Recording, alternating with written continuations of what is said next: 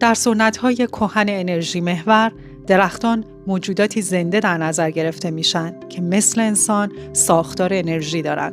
هر درخت به شبکه ارتباطی وسیعی متصله که از طریق ریشه‌هاش با زمین و جریان انرژی کیهانی در هماهنگیه. وقتی درختی رو در آغوش میگیری، بدن یا پیشونیت رو بهش تکیه میدی، نقاط انرژی بدنت وارد تعامل میشه. حاله و چاکراها وارد یک تبادل طبیعی میشن. تنش‌ها و بارهای سنگین به زمین تخلیه میشن و همزمان پرانا یا انرژی حیات به تدریج در بدن تو جریان پیدا میکنه و در این تماس بدن به یاد میاره چطور بارهاش رو زمین بذاره و دوباره جریان بگیره.